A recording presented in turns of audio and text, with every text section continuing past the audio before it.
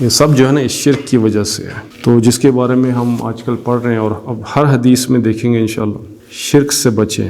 تو ایک تو ہوتی ہے سخت قسم کا جلی شرک ہوتا ہے، جو بتوں کی پوجا، اللہ تعالیٰ کی صفات کے ساتھ کسی کو شریک کر دینا، اور خفی شرک ہوتا ہے جو ہم لوگوں کے اندر ڈیولپ ہو رہا ہے ود دا ٹائم، ٹھیک ہے، دس از ڈیولپنگ ان اس، ہمارے ماحول کے ارد گرد، ہمارے اسکولز اینڈ کالجز میں، اور ہماری تھنکنگ پیٹرنز جو ہیں وہ کچھ اس قسم کے بنے ہوئے ہیں کہ we have no choice other than thinking in that particular direction where there is a tinge of shirk، اس میں کچھ نہ کچھ شرک کی بو آتی ہے اس میں سے، کیونکہ وہ ایمان ہے نا، انسان کا ایمان جو ہوتا ہے اللہ پر ہونا چاہیے ہر چیز کا، لیکن ہمارا ایمان شفٹ ہوتا ہے ان چیزوں کی طرف، دنیا کی چیزوں کی طرف، اور ہم سمجھتے ہیں کہ یہ چیز جو ہے ہمیں حاصل ہو رہی ہے، ہم خود کر رہے ہیں، اللہ کی طرف سے نہیں ہے۔ تو یہ بھی ایک شرک کا نا ایک خفی شرک ہے۔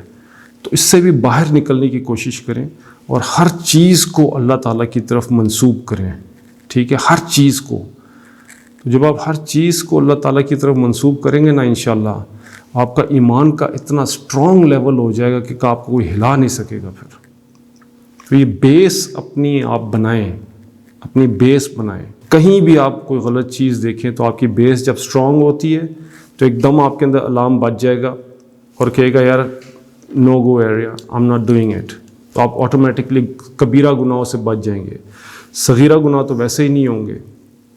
تو اپنا تھنکنگ پیٹرن آپ لوگ چینج کریں انشاءاللہ، پھر دیکھیں، اور ایمان آپ کا جب مضبوط ہو جائے گا اور بڑھے گا تو آٹومیٹکلی آپ کے اعمال درست ہونا شروع ہو جائیں گے۔ ویک ایمان کے ساتھ آپ you can not fight a battle, you cannot fight a battle, whether it's a physical battle or the battle of the office or corporate section or a school or colleges and earning, all this is a battlefield. But still, آپ اس battlefield میں جو ہے آپ کے لیے week ایمان کے ساتھ بہت مشکل ہو جائے گا۔ آپ کو پتہ ہے کہ جب جالوت اور طالوت کا وہ مراد، طالوت کے ساتھ داؤد علیہ السلام تھے، کتابوں میں لکھا تھا 5 لاکھ کی فوج تھی، 5 لاکھ کی فوج، اور راستے میں ایک چھوٹا سا ٹیسٹ تھا، وہ یہ تھا کہ آپ اس پانی میں سے گزریں گے، ندی میں سے، آپ کو پیاس لگے گی، آپ نے پانی نہیں پینا، صرف ایک چلو بھر آپ نے پانی پینا ہے۔ 5 لاکھ کی فوج جب وہاں سے گزری، سب کے سب نے پانی میں چھلانگیں لگائیں اور وہ پانی پی لیا، اس ٹیسٹ میں فیل ہو گئے کیونکہ ایمان کمزور تھا۔ صرف 313 ایسے بچے 5 لاکھ میں سے جنہوں نے پانی نہیں پیا، اس کی وجہ سے ان کا ایمان مضبوط ہوا، اور جب آگے جالوت کی فوج آئی تو جن لوگوں نے پانی پیا تھا ان کا ایمان تو ختم ہو گیا، اب کہاں وہ بیٹل فیلڈ میں لڑ سکتے ہیں۔ انہوں نے کہا نا بابا ہم تو ان سے نہیں لڑتے، یہ تو بہت خطرناک قوم ہے۔ وجہ یہ ہو گئی کیونکہ ان کا ایمان سٹرونگ نہیں تھا۔ باقی جو 313 تھے ان کا ایمان چونکہ سٹرونگ تھا، اللہ کی فرما برداری کی تھی، انہوں نے کہا ان 313 نے کہا کہ ہم جو ہے ان کے ساتھ لڑنے کے لیے تیار ہیں، جن میں داؤد علیہ السلام بھی تھے، اور پھر انہوں نے جالوت کو قتل کیا اور وہ جو بیٹل تھی وہ جیت گئے۔ تو یہ صرف ایمان کی گیم ہے، ایمان کی گیم ہے۔ 60 versus 60,000. Have you ever heard of these numbers؟ Yarmouk کی جنگ میں خالد بن ولید کمانڈ کر رہے ہیں، 60 صرف لوگ ہیں، 60، اور آگے 60,000 کی جبلہ کی فوج ہے۔ آپ سوچ سکتے ہیں امپاسبل نمبرز نا، 60 بندے 60,000 کو کیسے مار سکتے؟ اور انہوں نے مارا ان کو، اور وہ وہاں سے بھاگے، صبح سے لے کے شام تک لڑائی ہوئی اور وہ لوگ وہاں سے بھاگے۔ وجہ کیا تھی؟ ایمان۔ تو یہ آپ کا ایمان اگر آپ کا سٹرونگ ہو گیا نا تو آپ جو ہے 65 NATO countries, most of them super powers, 5,000 6,000 Taliban کو نہیں مار سکے وہ لوگ۔ کتنے سالوں سے لگے رہے، صرف ایمان کی طاقت سے، صرف ایمان کی طاقت سے۔ آپ خود سوچیں یہ کتنی بڑی پاور ہے جو ہم لوگوں کے پاس ہے، اور ہم لوگ جو ہے اس کی قدر نہیں کرتے ہیں۔ اس کی قدر نہ کرنے کی وجہ سے یہ ہمارے حالات ہو گئے مسلمانوں کے، کہ کس طرح ہم جو ہے نا تڑپ رہے ہیں۔ اپنے ایمان پر کام کریں۔ تو انشاءاللہ آج بھی ہم اگلی حدیث پڑھیں گے جس میں کبیرہ گناہوں کا ذکر ہے، اور ایک بڑا امپورٹنٹ اس میں ایک ایشو ہے جو ڈسکس کرنا ہے میں نے انشاءاللہ۔ ساتھ بھائی آگے اگر نہیں آئے تو حدیث شروع کریں انشاءاللہ۔ جی سر آپ سٹارٹ کروا دیں سر، ساتھ میں ابھی بھائی صاحب. جی انشاءاللہ چلو تو انشاءاللہ آج حدیث سٹارٹ کرتے ہیں. اللہم صلی اللہ علی سیدنا محمد و علی سیدنا محمد مبارک وسلم. اچھا جی، 4 بڑے کبائر کا بیان، ٹھیک ہے نا. مشکوٰۃ شریف کی ہم یہ حدیث پڑھ رہے ہیں. اس کا نمبر ہے میرے اس میں 46 ہے، پتہ نہیں آپ لوگ اس میں کیا ہے. وان عبداللہ ابن عمر، یہ عبداللہ ابن عمر میں نے اس دن بھی آپ کو بتایا تھا کون تھے، بہت تقوی والے صحابی ہیں. عمر بن العاص کے بیٹے ہیں، فاتح مصر کے، ٹھیک ہے. کہتے ہیں قال رسول اللہ صلی اللہ علیہ وسلم، کہ فرماتے ہیں کہ نبی کریم صلی اللہ علیہ وسلم نے فرمایا الکبائر، الکبائر جو ہیں کون کون سے ہیں؟ الاشراک باللہ، کہ شرک کرنا، و عقوق الوالدین، اور والدین کی نافرمانی کرنا، و قتل النفس، اور ناحق نفس کو قتل کرنا، والیمین الغموس، کہ یمین و جھوٹی قسم کھانا، ٹھیک ہے نا. رواہ البخاری، اور بخاری شریف میں ڈفرینٹ ورڈز ہیں. وفی روایتی انس، اور وہاں روایت ہے انس رضی اللہ عنہ سے. و شہادت الزوری بدل الیمین الغموس، کہ یعنی جھوٹی گواہی دینے کے الفاظ ہیں انسٹیڈ آف یمین غموس کے اسی حدیث میں. یہ متفق علیہ ہے، مطلب کہ یہ بخاری شریف میں بھی ہے اور یہ حدیث مسلم شریف میں بھی ہے، ٹھیک ہے. So previously we studied about the kabira guna, and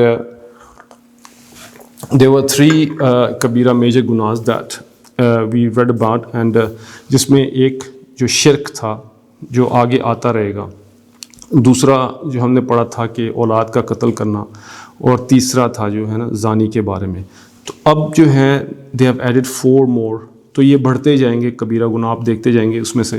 تو اس میں بھی جو پہلی چیز ہے اس پہ تو ہم نے بات پہلے بھی کی ہوئی ہے کہ اللہ تعالیٰ کے ساتھ شرک کرنا، ٹھیک ہے. یہ کبیرہ گناہ ہے. اللہ تعالیٰ کہتے ہیں کہ جی میں سب گناہ معاف کر سکتا ہوں، بٹ یہ جو گناہ ہے نا، دس از سم تھنگ جو میں معاف نہیں کروں گا، میں کبھی بھی معاف نہیں کروں گا اس کو. تو جو شخص شرک کیا اس نے اللہ تعالیٰ کی ذات کے ساتھ، میں نے بتایا تھا کفر کی ایک قسم ہے یہ شرک، ٹھیک ہے نا، کہ آپ یو ایسوسیٹ پارٹنرز ود اللہ سبحانہ تعالیٰ، and you associate partners in his صفات ایز ویل، کہ آپ اس کی صفات کے ساتھ بھی جو ہے نا آپ پارٹنرز کو شریک کر رہے ہیں. یہ ایک شرک جلی ہے، سخت قسم کا شرک ہے جس کو اللہ تعالیٰ معاف نہیں کریں گے، اور ہمیشہ ہمیشہ کے لیے نا وہ دوزخ میں چلا جائے گا بیچارہ جو بھی ہے. تو ہم مسلمانوں کے اوپر ایک ڈیوٹی ہے یہ کہ وی آر بورن ود ایمان. So we are born with ایمان، سو اٹس آر ڈیوٹی کہ we don't have to be selfish. ہم اتنا تو کم از کم اپنے دین کو سیکھ لیں کہ کل کو کوئی نان مسلم آتا ہے اس کو 2 باتیں تو ہم بتا دیں. اتنا تو ہمیں ہونا چاہیے نا. میں نے ابھی بتایا جیسے کہ میرا بھائی امریکہ میں ہے، وہ اور اس کا بیٹا جس اسکول میں پڑھتے ہیں وہاں پر پچھلے دنوں انہوں نے جمعہ سٹارٹ کیا ہے وہاں پر. اس نے کہا فون کر کے جی میرے لیے دعا کرنا کہ ہم نے وہاں جمعہ سٹارٹ کی ہوا ہے. تو جب انہوں نے جمعہ پڑھایا اور دعوت تبلیغ کا کام وہاں چلا تو کہتے ہیں کہ اس دن کھڑے کھڑے کتنے لوگوں نے اسلام قبول کیا ہے. ترسے ہوئے ہیں لوگ، گورے جو ہیں ترسے ہوئے ہیں. They are sick and tired of their lifestyles. We follow them and they are sick of their lives. ہم ان کے دیوانے ہیں، ہم پاگل ہوئے ہیں ان کے فیشن کے پیچھے، ان کی لائف سٹائل کے پیچھے جس طرح کا وہ گزار رہے ہیں، اور ہم ان چکروں میں پڑے ہوئے ہیں. اور وہ لوگ تنگ آئے ہوئے ہیں. میں نے آپ کو بتایا کہ they are living a very lonely and distressed life. کیا مطلب 20 سال کا 22 سال کا لڑکا لڑکی 25 سال کا جاتے ہیں صبح لائک روبوٹس، شام تک کام کرتے ہیں، and then they come back to 4 walls and the roof. They don't come back to home. Home family سے بنتا ہے، family institution سے. They don't have any families. آپ خود سوچیں، آپ گھر آتے ہیں دیواریں ہیں اور چھتیں اور کوئی بھی نہیں ہے. ویکینڈس پہ میں دیکھتا تھا کہ ہر گلی گلی پہ شراب خانے ہوتے تھے، پبز ہوتے تھے، اور یہ لوگ وہ جو پبز اور شراب خانے بھرے ہوتے ہیں، وہ بھرے، دے آر لٹرلی پیکڈ. ظاہری بات ہے وہ جو 5 دن انہوں نے کام کیا ہے، جو ٹینشن میں انہوں نے گزاری ہے، وہ کہیں نہ کہیں تو ریلیز کرنی ہے نا انہوں نے. 2 دن مسلسل یہ لوگ شراب پیتے ہیں اور منڈے کو آتے ہیں یہ مرے ہوئے ہوتے ہیں بالکل، ان کے بڑے برے حالات ہوتے ہیں. تو یہ لوگ ہیں، قوم ہے 6 بلین کی، اور ہم کتنے ہیں؟ 2 بلین مسلمان ہیں. ہر بندہ بھی اگر 4 کو مسلمان کر لے تو یہ پورے ہو جاتے ہیں. تو لیکن اس کے لیے ہمیں سیکھنا ہے, ہمیں اس چیز کو سیکھیں گے تو پھر جا کے ہوگا نا. لیکن ہمارے پاس ٹائم ہی نہیں ہے سیکھنے کا. We are very busy people, we are very busy with our phones, we are very busy with our friends, parties and all these things تو ایک تو نیک کام آپ لوگ کر رہے ہیں, ٹھیک ہے نا, بہت اچھی بات ہے, یہ ساری چیزیں کر رہے ہیں, لیکن آپ اتنا علم بھی ضرور سیکھیں کہ کوئی نان مسلم آئے تو کم از کم اس کو آپ دین کی دعوت دیں, تاکہ وہ اس شرک سے باہر آ جائے اور اسلام میں داخل ہو جائے اور اس کی زندگی جو ہے نا بہترین ہو جائے اور وہ جنت جانے والا بن جائے. تو شرک از سم تھنگ وچ اللہ سبحانہ و تعالیٰ کہتے ہیں کہ آئی ول نیور فورگیو, ٹھیک ہے نا. The second thing which I want to talk about is عقوق الوالدین, والدین کی نافرمانی. بہت زیادہ اسلام جو ہے نا والدین کے حقوق کے اوپر بہت زیادہ زور دیتا ہے. اس میں اگر وی لک انٹو اٹ تو اس میں 2 ایسپیکٹس ہیں. There are 2 aspects into it. Number 1 is the emotional aspect. Emotional aspect جو ہے which is very common in our society, which is something we all focus on. Basically we tend to view them as if they are like frail, old, dying people, مر رہے ہیں and they are helpless. We need to help them out. So this is actually one way of thinking about parents. That is very emotional aspects. اور یہ وہی چیز ہے جو ہمارے معاشرے میں ہمیں بتائی جاتی ہیں تو ہمارے ذہن میں ایک پکچر آتی ہے. وہ پکچر یہ ہے کہ بوڑھے ماں باپ ہیں, اچھا آپ نے ان کی جو ہے نا ہیلپ کرنی ہے, وہ بیمار ہیں, ٹھیک ہے نا, بہت اچھی بات ہے. This is actually emotional aspect. But the problem is کہ there is another very important aspect that we are overlooking because of this aspect, which is guidance and wisdom. ہمارا جو زیادہ تر رجحان جو ہوتا ہے وہ ایموشنل ایسپیکٹ کی طرف ہوتا ہے, جو میں نے آپ کو بتایا ہے کہ بوڑھے والدین کی خدمت کرنا. اور جو دوسرا ایسپیکٹ ہے نا وہ ہے بہت امپورٹنٹ ایسپیکٹ ہے, that is guidance and wisdom, جس کی یہاں بات ہو رہی ہے. حقوق الوالدین کا مطلب یہ ہے کہ آپ اپنے پیرنٹس کی جب نافرمانی کرتے ہیں تو ایکچولی کیا ہو رہا ہوتا ہے, you are deprived of that wisdom, you are deprived of that guidance, جو ایک بہت امپورٹنٹ چیز ہے. بیکاز وی تھنک کہ our parents they have nothing for us, ہمارے لیے ان کے پاس کچھ بھی نہیں ہے, because they are just some old people, they don't have anything to offer. But we fail to recognize the values that they have, the amount of time that they have spent in this world, and they have gained the intelligence, the knowledge, the wisdom, and that is the thing that we need to take from them. اور یہی وہ چیز ہے جس کے بارے میں اللہ کہہ رہے ہیں کہ آپ والدین کی نافرمانی نہ کریں. جب وہ آپ کو گائیڈنس اینڈ وزڈم دے رہے ہوتے ہیں, جب آپ کو نصیحت کر رہے ہوتے ہیں, تو you have to listen to them. ٹھیک ہے, تو now let's put these into 2 categories. Number 1 is care and service. That is the emotional aspect. And number 2 جو ہے وہ ہے obedience, جو یہاں بات ہو رہی ہے. اس میں گائیڈنس اور وزڈم آ جاتی ہے. اب ان دونوں کو سمجھنے سے پہلے ایک اور اصول آپ سمجھ لیجئے کہ ایک چیز ہوتی ہے جس کو کہتے ہیں ایجوکیٹ, تعلیم دینا. جب آپ کے پاس ایجوکیشن آ گئی تو آپ کیا بن گئے؟ عالم بن گئے. آپ کے پاس علم آ گیا, نالج آ گیا. جب علم اور نالج جب آ جاتا ہے تو پھر انسان کے پاس حکمت اور وزڈم آ جاتی ہے. ٹھیک ہے, بیسڈ آن دیٹ وزڈم جو ہے آپ فیصلے کر رہے ہوتے ہیں اپنے. سمپل سا ایک فارمولا ہے, اس کو آپ یاد رکھیں. آدم علیہ السلام کو اللہ تعالیٰ نے کچھ نام سکھائے, ایجوکیٹ کیا. جب ان کو ایجوکیٹ کیا تو ان کے پاس کیا آ گیا؟ نالج آ گیا. جب نالج آ گئی تو اب فیصلے کرنے کے پاس ان کے پاس آٹومیٹکلی وزڈم آ گیا. اس کی مثال ایسے ہے جیسے ایک گاڑی ہے. آپ نے کبھی نہیں دیکھی کیا چیز ہے گاڑی کیا ہوتی ہے. میں آپ کو بتاتا ہوں, یہ اسٹیئرنگ ہے, یہ اس کا گیئر ہے, یہ اس کا بریک ہے, یہ اس کی ریس ہے, یہ اس کا انجن ہے. میں آپ کو ایجوکیٹ کر رہا ہوں. اب آپ کے پاس علم آ رہا ہے اس کا. And now you know what car is.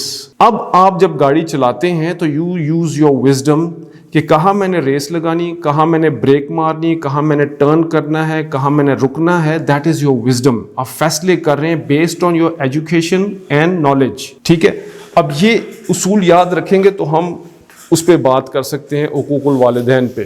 ٹھیک ہے نا. ایموشنل اسپیکٹ پہ بعد میں بات کرتے ہیں کیونکہ اس کے بارے میں بہت ہم ویڈیوز میں بھی دیکھتے ہیں اور بہت اس میں مٹیریل ہے ہمارے پاس. میں جو بات بتانا چاہ رہا ہوں اس پہ ہم بات کرتے ہیں, جس کو اللہ تعالیٰ کہتے ہیں disobedient. Don't be disobedient to your parents. تو اوبیڈینس کے نیچے کیا آ گئی؟ گائیڈنس آ گئی اور آپ کا وزڈم آ گیا. اب یہ گائیڈنس اور وزڈم کیسے ان کے پاس آئی؟ کیونکہ they have been educated and now they have the knowledge and they have the wisdom and we need to take that from them. پہلی چیز تو میں نے کہا کہ جی وزڈم ہے, جس کو کیا بولتے ہیں آپ حکمت بولتے ہیں. اولاد جب بڑی ہو رہی ہوتی ہے they need some one around them, جن سے وہ سنہری حصول جو ہیں وہ حاصل کر سکے کہ ہم اس دنیا میں ہم نے زندگی کیسے گزارنی ہے. کوئی بتانے والا ہونا چاہیے. تو اس جو وزڈم جو ہے ہمیں باہر کہیں سے جا کے ڈھونڈنا نہیں پڑتی. یہ وزڈم جو ہے ہمارے گھر میں موجود ہے, ماں باپ کے پاس. بٹ دا پرابلم از ہم ان کو کچھ سمجھتے ہی نہیں ہیں. وہ ہمیں منع کر رہے ہوتے ہیں, ہم کہتے ہیں چھوڑے ابا جی, وہ منع کر رہے ہوتے ہیں چھوڑے اماں جی, وہ منع کر رہے ہیں دفعہ ہو جائے جی.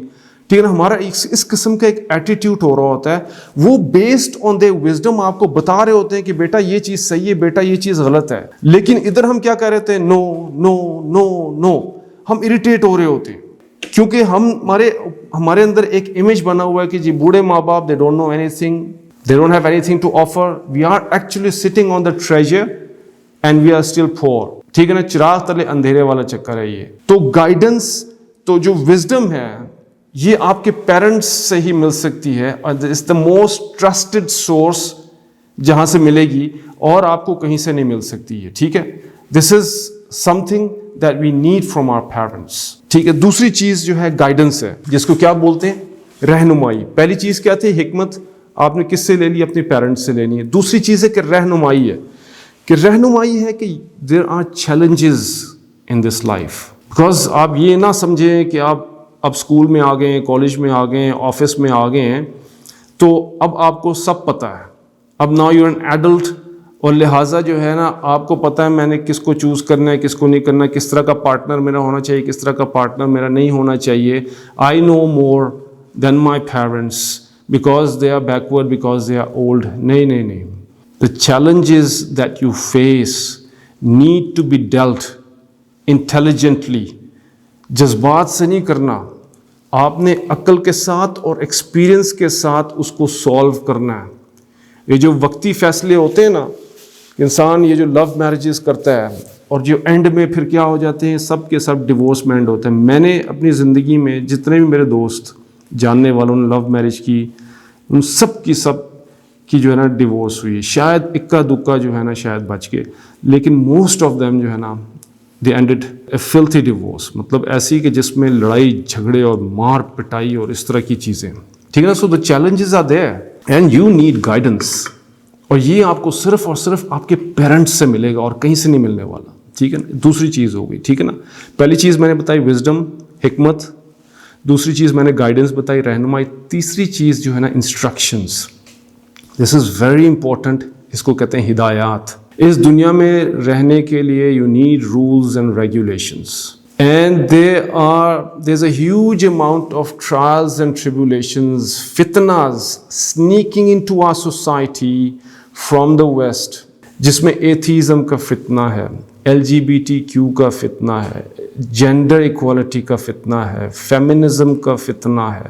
ٹھیک ہے نا. اور بھی بہت سارے فتنے ہیں جو آ رہے ہیں, ماڈرن فتنے ہیں, اور ان کو ایک عقلی سطح پر لا کے پروو کیا جا رہا ہے, اور آپ کے دل کو ایسے ہپنوٹائز کیا جاتا ہے اور یہ بتایا جاتا ہے کہ جو چیزیں ہیں یہ ٹھیک ہیں, یہ اچھی ہیں, ان میں کوئی بری بات نہیں. یہ ایک ایسے فتنے ہیں کہ جس کے لیے آپ کو انسٹرکشنز چاہیے, جو ہدایات ماں باپ دے سکتے ہیں کہ کس اسکول میں آپ نے پڑھنا ہے, کس طرح کے فرینڈز کے ساتھ آپ نے اٹھنا بیٹھنا ہے, کون سی کتابیں پڑھنی ہیں, کس فرینڈ کے پاس کب جانا ہے کب نہیں جانا, آپ کے پاس موبائل فون نہیں ہونا چاہیے. ٹھیک ہے نا. بہت ساری ہدایات ہیں.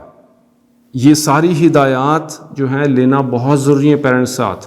آپ جب نو نو نو نو نو بولیں گے تو یہ کیا ہو رہا ہے؟ ڈس اوبیڈینس، حقوق الوالدین ہو رہا ہے، اور رزلٹ اس کا کیا نکل رہا ہے؟ ڈسٹرکشن. یہ ایک ماں باپ کی جو نافرمانی ہے، this will take you towards destruction. And I have seen people جو who've been destroyed their lives، اس لیے کیونکہ انہوں نے پیرنٹس کی بات نہیں مانی، اور اب وہ جو ہے نا روتے رہتے ہیں. ٹھیک ہے نا. اور نیکسٹ تھنگ جو ہے پروٹیکشن، حفاظت. اب یہ جو گناہ ہے ایسی چیز ہے جن سے آپ کو پروٹیکشن چاہیے، غلط کام ہے.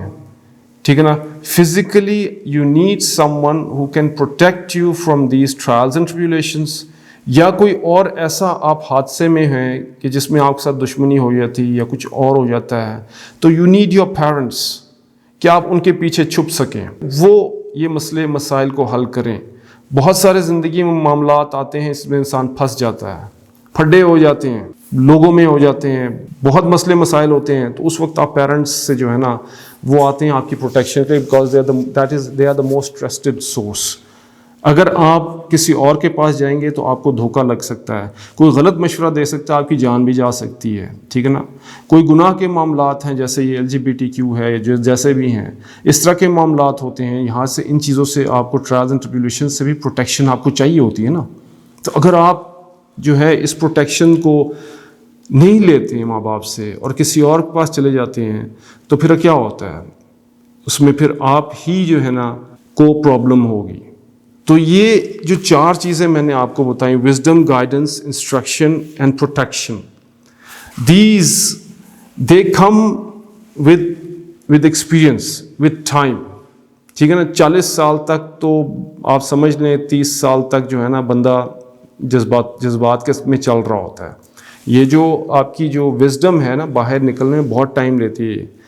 آپ جب 40 کراس کرتے ہیں نا تو پھر جو ہے آپ کی زندگی گاڑی actually slows down, and you look around, اور آپ کو چیزیں صحیح نظر آنی شروع ہو جاتی ہیں، اور آپ سمجھتے ہیں کہ یار یہ چیز میرے لیے اچھی ہے، یہ چیز میرے لیے بری ہے. تو اس دور سے پیرنٹس گزر چکے ہوتے ہیں، یہ 4 چیزیں ان کے پاس ہوتی ہیں. تو یہ جو 4 چیزیں ہیں آپ نے ان سے لینی ہے.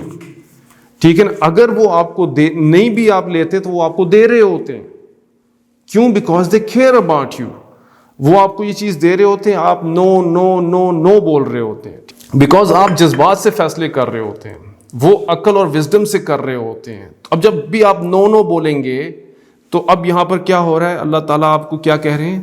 حقوق الوالدین ہو رہا ہے. یہ اللہ کہہ رہے ہیں کہ نافرمانی کر رہے ہیں، آپ اپنے ماں باپ کی نافرمانی کر رہے ہیں، اور اشراک کو باللہ کے ساتھ اللہ تعالیٰ کہہ رہے ہیں شرک کے ساتھ. اکثر قرآن میں آپ حیران ہوں گے، اکثر قرآن میں اللہ تعالیٰ شرک کے ساتھ کہتے ہیں والدین، شرک کے ساتھ والدین، کیونکہ یہ اتنا اسٹرانگ بانڈ ہے. اللہ تعالیٰ کو پتہ ہے کہ اللہ تعالیٰ رب ہیں، پالنے والے ہیں. اللہ تعالیٰ رب کہتے ہیں شروع سے لے کے آخر تک پالنا. اس کو پتہ ہے کہ یہ ڈیوٹی میں نے ماں باپ کو دی ہوئی ہے، اور یہ اتنی سخت ڈیوٹی ہے کہ they need a reward, they need to be followed, کیونکہ اس سے زیادہ آپ کا دنیا میں کوئی بھی خیر خواہ نہیں ہو سکتا، ہو ہی نہیں سکتا. ٹھیک ہے. اب ہم دوسری سائڈ پہ چلتے ہیں. یہ تو میں نے آپ کو بتا دیا کہ جو وہ والی سائڈ ہے جو اکثر بیان نہیں کی جاتی، کیونکہ ماں باپ کو ایسا سمجھا جاتا ہے جیسے بس بوڑھے کوئی لوگ ہیں اور پڑے ہوئے بسترے میں، آپ نے جا کے ٹانگیں دبانی ہے، پاؤں دبانا ہے، ان کو دوائیاں کھلانی ہیں، ان کو کمفرٹ دینا ہے. That's a good thing. یا تو اب ہم اس کے بارے میں بات کر رہے ہیں، وچ از کیئر اینڈ سروس. ٹھیک ہے. کیئر اینڈ سروس کے ان کی جو ہے نا خدمت کرنا ماں باپ کی. ٹھیک ہے. اس میں سب سے پہلی چیز جو آپ نے دیکھنا ہے نا، گریٹیٹیوڈ، احسان مندی، شکر گزاری. اب میں ایموشنل اسپیکٹ کی طرف آ رہا ہوں. ٹھیک ہے. یہ ایک ایسی چیز ہے جو جن مشکلات اور پریشانیوں کے ساتھ ماں باپ ایک بچے کو پالتے ہیں نا، آپ لوگ سوچ نہیں سکتے کہ دنیا میں سب سے مشکل کام ہے ایک بچے کو پالنا. جانور کا جو بچہ ہے پیدا ہوتے ساتھ ہی اس کو انسٹنکٹس اللہ تعالیٰ نے دیے ہیں. بطخ کا بچہ تیرنا شروع ہو جاتا ہے، باقی جو پیدا ہوتے ہی بھاگنا شروع ہو جاتے ہیں، کھانا پینا شروع ہو جاتے ہیں. لیکن انسان کا بچہ ایسا ہے کہ جو پیدا ہونے کے بعد مسلسل 10-12 سال تک اس کو ایک اٹینشن چاہیے 24/7. جب تک آپ اس کو وہ اٹینشن نہیں دیں گے ہو سکتا ہے کہ وہ بچہ مر جائے. ٹھیک ہے نا. اب یہ ٹیسٹ جو شروع ہوتا ہے ماں کے ساتھ پریگننسی میں، بچہ پیٹ میں ہوتا ہے، اور جس تکلیف سے ماں گزرتی ہے وہ آپ سوچ نہیں سکتے. اور آج کل جو ڈلیوریز ہو رہی ہیں اکثر سیزیرینز ہو رہی ہیں، اکثر آپریشنز ہو رہے ہیں، اور میں تو توبہ توبہ آپ کو بتا نہیں سکتا کتنا تکلیف دہ ایک عمل ہے یہ، کہ اللہ معاف کرے کہ میرے تو تینوں بچے سیزیرین. ٹھیک ہے. میں مطلب کہ آپ کو بتا نہیں سکتا کہ کتنا مشکل کام ہے کہ ایک پیٹ کو کاٹ کے اس میں سے بچے کو نکالنا.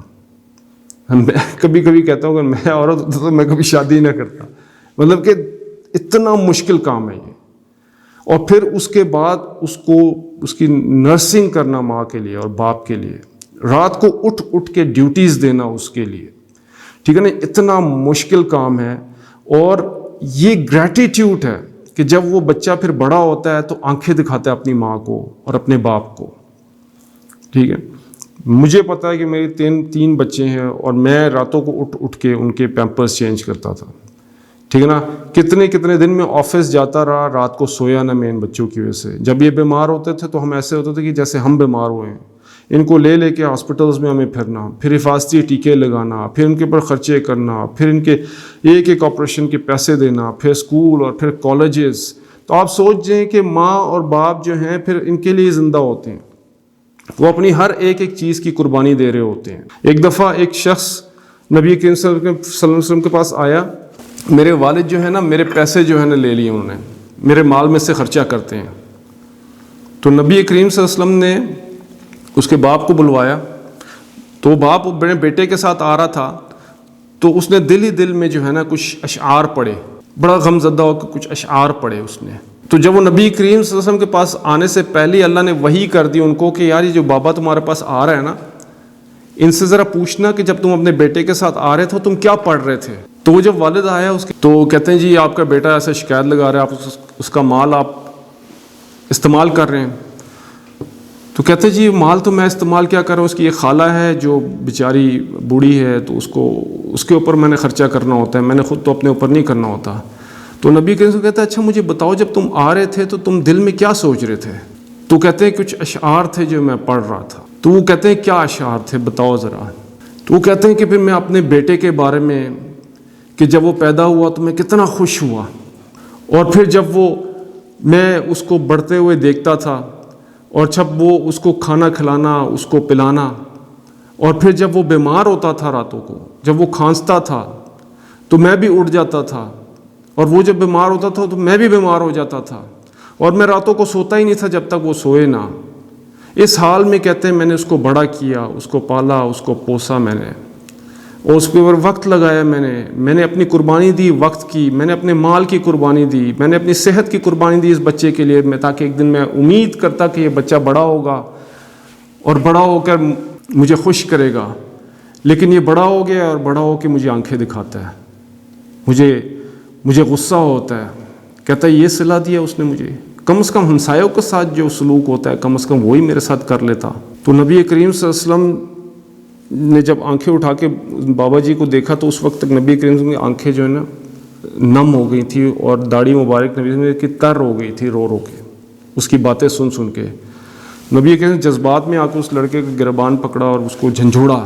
کہتا ہے تو اور تیرا مال یہ سب کا سب تیرے باپ کا ہے. تو یہ ایک گریٹیٹیوڈ ہے، یہ ایک شکر ہے، اور یہ ایک احسان ہے جو آپ لوگوں کو اور ہم لوگوں کو ماننا چاہیے. جن کے والدین زندہ ہیں تو ان کو چاہیے کہ وہ اپنے ماں باپ کی خدمت کریں.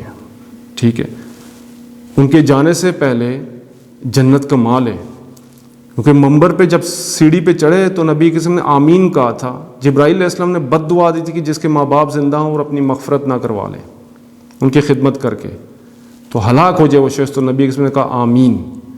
تو جن کے پیرنٹس زندہ ہیں تو ان کو چاہیے کہ وہ جو ہیں اپنے والدین کی فرما برداری کریں. ٹھیک ہے نا. اس کے علاوہ دیکھیں نا مورل اینڈ ایتھیکل ڈیوٹیز ہیں. اس ایموشنل میں. ایک انسان کے اندر ایک مورل ایتھیکل جو ہے نا ڈیوٹیز ہوتی ہیں, رسپانسبلٹیز ہوتی ہیں, کچھ اوبلیگیشنز ہوتی ہیں. تو it's a way of repaying back to your parents کہ جی آپ لوگوں نے ہماری اتنی خدمت کی کہ کوئی مطلب ایسی خدمت نہیں کر سکتا تھا. ایک شخص نے طواف کیا اپنی ماں کو اپنی پیٹھ پہ اٹھا کے, کہتے ہیں یا رسول اللہ میں نے اپنی ماں کا جو خدمت کر کے ان کا قرض اتار دیا. تو نبی سے مسکرایا, کہتے ہیں کہ تم نے اس پریگننسی کے درمیان جو ایک درد کی لہر آئی تھی وہ بھی پوری نہیں کر سکے. تم کیا بات کر رہے ہو تم اپنی ماں کی. ماؤں کے پاؤں تلے جنت ہے. کیوں کہا گیا ہے؟ اس وجہ سے کیونکہ انہوں نے جو پین اٹھائی, جو تکلیف اٹھائی ماں باپ نے, اس کی وجہ سے ان کو کہا گیا. سب سے زیادہ مستحق کون ہے؟ اس شخص نے کہا میری خدمت کا, تمہاری ماں. پھر کون ہے؟ تمہاری ماں. پھر کون ہے؟ تمہاری ماں. پھر تمہارا باپ. تو آپ خود سوچ لیجئے کہ وہ کتنے ہماری خدمت کے جو ہیں دے نیڈ آ خدمت. یہ ہمارے لیے ہے کہ ہم نے ان کی خدمت کرنی ہے, ٹھیک ہے نا. اس کے علاوہ Islam also has this idea of family institution and family bonding, ٹھیک ہے, and so that we become the building blocks of the society. یہ آئیڈیا, یہ کانسیپٹ ہے اسلام کا, جس کی وجہ سے جو ہے نا یہ ایک اسلام چاہتا ہے کہ آپ اپنے پیرنٹس کے ساتھ جو پیار اور محبت کا ایک سلسلہ رکھیں, ٹھیک ہے جی. اور ایک تو یہ ہے کہ دس از آلسو اے ڈیوائن اللہ تعالیٰ کا حکم ہے, ٹھیک ہے نا, جس کو آپ نے پورا کرنا ہے. اور آپ کا ایک ٹیسٹ ہے, یہ ٹیسٹ ہے آپ کا کہ آپ اپنے والدین نے جو آپ کے لیے قربانیاں دی ہیں, کیا آپ بھی یہ قربانی دے سکتے ہیں اپنے والدین کے لیے؟ اویس کرنی رحمت اللہ جو رضی اللہ نہیں بن سکے, آپ خود سوچیں کہ وہ حضور صلی اللہ علیہ وسلم کے زمانے میں ملنے آئے نبی کریم صلی اللہ علیہ وسلم سے, تو ان کی ماں نے کہا آپ نے جلدی واپس آنا ہے. وہاں گئے تو نبی کریم سے موجود نہیں تھے, تو نبی کریم صلی اللہ علیہ وسلم ملے بغیر واپس آ گئے, وہ اس لیے کہ ان کی ماں بیمار تھی اور وہ اپنی ماں کے لیے واپس آ گئے. اگر وہ مل لیتے تو وہ صحابی بن جاتے, سمجھ آ رہی؟ کیونکہ صحابی وہ ہوتا ہے جو نبی کریم صلی اللہ علیہ وسلم ملے اور ایمان لائے اور اسی حالت میں فوت ہو جائے. تو اویس کرنی ماں کی خدمت کرنے کی وجہ سے اتنا اونچا ان کا درجہ ہوگا کہ نبی کریم صلی اللہ علیہ وسلم نے فرمائے کہ عمر اور حضرت علی سے کہ عمر تمہاری خلافت میں ایک ایسا آدمی ہوگا جس کا نام, اس کی نشانی بتائی کہ ایسا ہوگا, اس کے پاس جا کے اپنے لیے دعا کروا لینا تم دونوں. آپ خود سوچیں کہ حضرت عمر کو خلافت راشدہ میں سے جن کو آلریڈی جنت کی بشارت دے گی, ان کو کہہ رہے ہیں کہ آپ اور علی جا کے ان سے اپنے لیے دعا کروا لینا. کس سے؟ اویس کرنی سے. وجہ یہ ہوگی کہ ماں کی اس نے خدمت بہت کی ہے, ٹھیک ہے جی. اب یہ تو ایک پرسپیکٹیو ہو گیا.